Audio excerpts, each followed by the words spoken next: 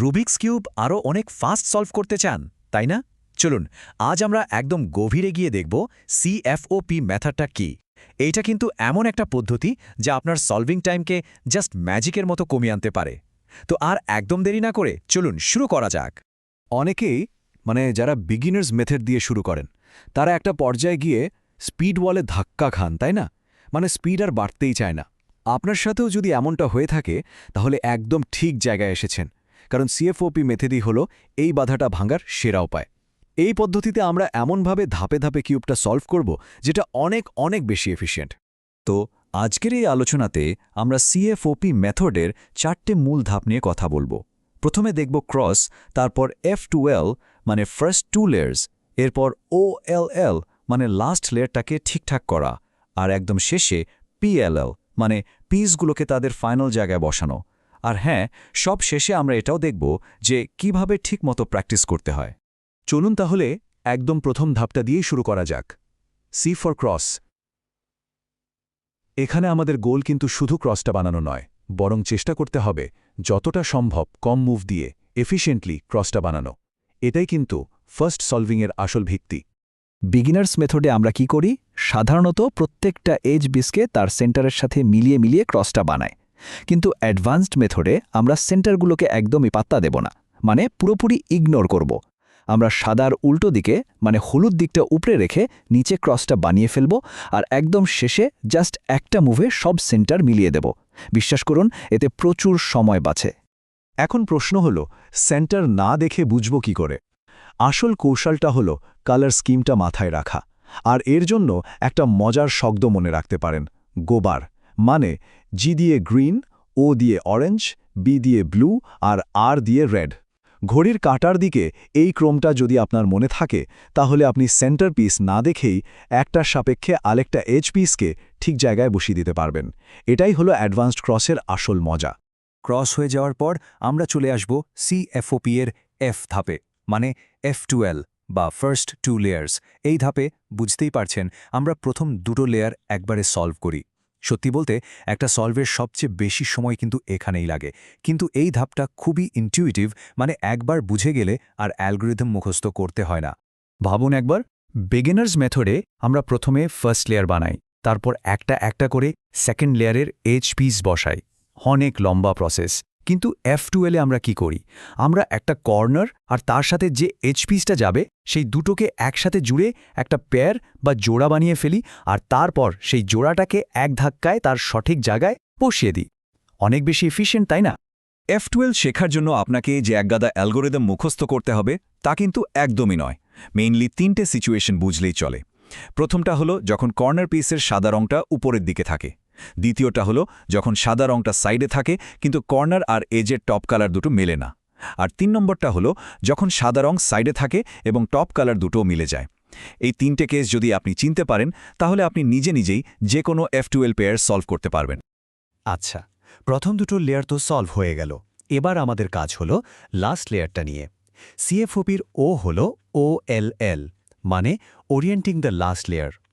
এই ধাপের একটাই উদ্দেশ্য, ওপরের পুরো দিকটা হলুদ করে ফেলা। পিসগুলো ঠিক জায়গায় আছে কি নেই সেটা নিয়ে এখন একদমই ভাবার দরকার নেই। এখন OL এর জন্য 57টা অ্যালগরিদম আছে শুনেই ভয় পাওয়ার কিছু নেই, কারণ আমরা কেউই ওগুলো একসাথে শিখব না। আমরা একটা অনেক সহজ পদ্ধতি ব্যবহার করব, যেটা নাম হলো 2 লুক OLL। আমরা মাত্র দুটো ধাপে বা বলা যায় দুটো অ্যালগরিদমের সাহায্যে পুরো টপ লেয়ারটা হলুদ করে ফেলব। এতে শেখার চাপটা অনেকখানি কমে যায়। তো 2 লুক OL এর প্রথম কাজটা কি? প্রথম কাজ হলো ওপরের লেয়ারে একটা হলুদ ক্রস বানানো।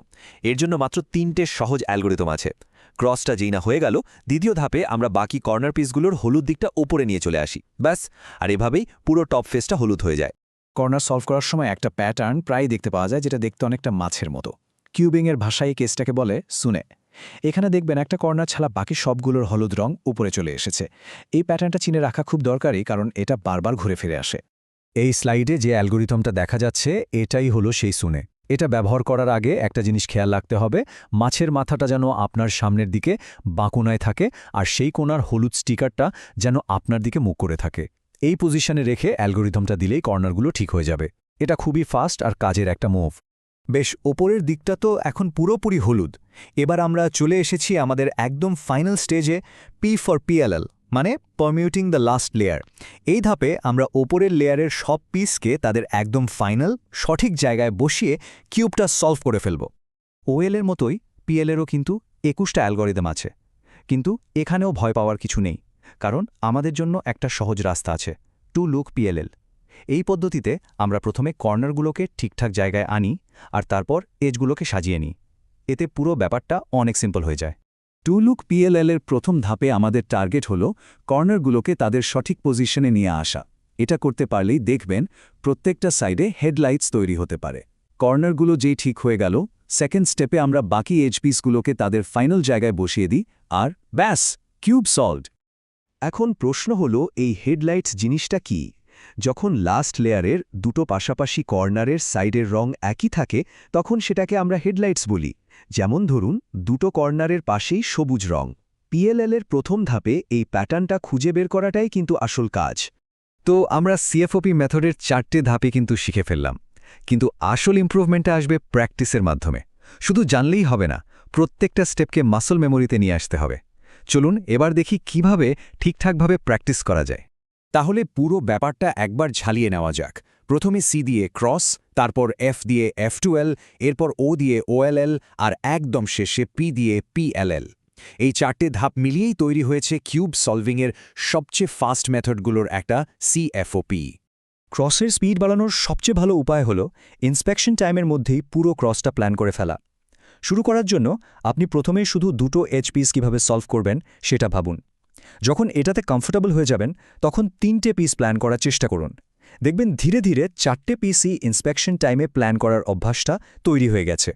তাহলে আর অপেক্ষা কিসের? এবার আপনার পালা।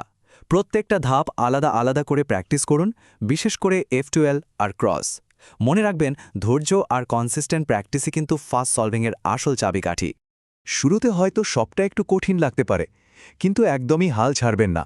নিয়মিত প্র্যাকটিস করলে 30 সেকেন্ডের নিচে কিউব সলভ করাটা কিন্তু একদমই অসম্ভব কিছু নয়।